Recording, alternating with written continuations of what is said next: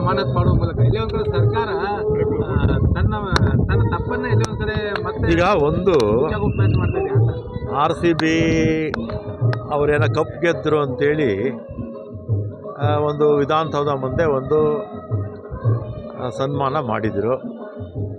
ಅದೇ ದಿನ ಎರಡನೇದು ಕಾರ್ಯಕ್ರಮ ಸ್ಟೇಡಿಯಮ್ಮಲ್ಲಿ ಅವಶ್ಯಕತೆ ಇರಲಿಲ್ಲ, ಅವರು ಪರ್ಮಿಷನ್ನು ತೊಗೊಂಡಿರಲಿಲ್ಲ ಸ್ಟೇಡಿಯಂ ಅವರು. ಆಮೇಲೆ RCB ಟೀಮ್ ಯಾರೋ ಫ್ರಾಂಚೈಸಿ ತೊಗೊಂಡಿದ್ದಾರಲ್ಲ ಅವರು ಆ ಕಾರ್ಯಕ್ರಮ ಮಾಡಿದ್ದಾರೆ. ಪರ್ಮಿಷನ್ ತೊಗೊಳ್ದೆ ಮಾಡಿರ್ತಕ್ಕಂಥದ್ದು ತಪ್ಪು. ಅದಕ್ಕೆ ನೆನ್ನೆ ಕ್ಯಾಬಿನೆಟ್ ಮೀಟಿಂಗ್ ಆದಮೇಲೆ ಚರ್ಚೆ ಆಗಿ ಪರ್ಮಿಷನ್ ಇಲ್ಲದೆ ಅಲ್ಲಿ ಫಂಕ್ಷನ್ ಮಾಡೋದಕ್ಕೆ ಅವಕಾಶ ಕೊಟ್ಟಿದ್ದಕ್ಕೆ ನೆನ್ನೆ ಪೊಲೀಸವ್ರ ಮೇಲೆ ಕ್ರಮ ತಗೊಂಡಿದ್ದಾರೆ.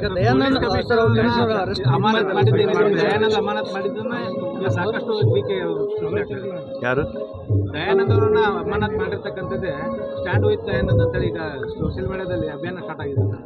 ಬೆಂಗಳೂರಲ್ಲಿ ಕ್ರಿಟಿಸೈಸ್ ಆಗ್ತಾ ಇದೆ ಸರ್ ಆಕ್ಷನ್ ಏನಂತ?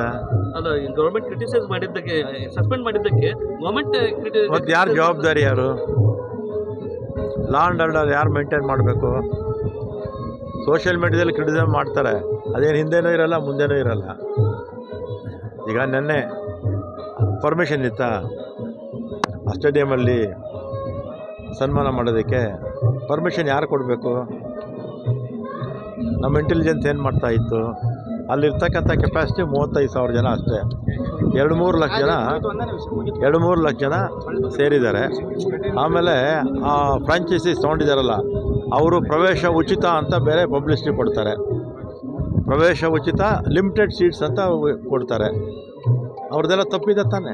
ಸ್ಟೇಡಿಯಂ ಅವರು, ಕ್ರಿಕೆಟ್ ಅಸೋಸಿಯೇಷನ್ ಅವರು ಪರ್ಮಿಷನ್ ಇಲ್ಲದೆ ಆ ರೀತಿ ಮಾಡ್ಬೋದಾ? ಈಗ ಒಂದು ನಿಮಿಷ, ಈಗ ಒಂದು ಸ್ಟೇಡಿಯಮ್ಮು ಒಂದು 50-60 ವರ್ಷದಿಂದ ಇರ್ತಕ್ಕಂಥ ಒಂದು ಸಂಸ್ಥೆ, ಪರ್ಮಿಷನ್ ತೊಗೊಂಡು ಮಾಡಬೇಕೋ ಬೇಡವೋ? ಆ ಫ್ರಾಂಚೈಸೀಸ್ ತೊಗೊಂಡಿರೋರು ಪರ್ಮಿಷನ್ ತೊಗೊಳ್ಬೇಕೋ ಬೇಡವೋ? ಆಮೇಲೆ ಎಲ್ಲರೂ ಪ್ರವೇಶ ಉಚಿತ ಅಂತ ಯಾಕೆ ಹೇಳಿದ್ರು ಇವರು? ಭಾಸ್ಕರ್ ಅವರು ಇದೊಂದು ಕರಾಳ ದಿನ ಅಂತ ಹೇಳಿ. ಈಗ ಕರಾಳ ದಿನನೇ ಒಪ್ಕೊಳ್ತೀನಿ ನಾನು, ಯಾಕಂದರೆ 11 ಜನ ಇವತ್ತು ತೀರೋದ್ರಲ್ಲ, ಮತ್ತು ನಾವು ವಾಪಸ್ ಓಡ್ಸೋಕ್ಕಾಗತ್ತಾ? ಪಾಪ ಕುಟುಂಬಗಳಿಗೆ ಪಾಪ ಚಿಕ್ಕ ಮಕ್ಕಳನ್ನು ಕಳ್ಕೊಂಡಿರ್ತಕ್ಕಂಥ ದುಃಖ ಇದ್ದೇ ಇರುತ್ತೆ ಅಲ್ವಾ? ಈ ವಿಡಿಯೋ ನಿಮಗೆ ಇಷ್ಟವಾದಲ್ಲಿ ಲೈಕ್ ಮಾಡಿ, ಶೇರ್ ಮಾಡಿ, ಸಬ್ಸ್ಕ್ರೈಬ್ ಮಾಡಿ.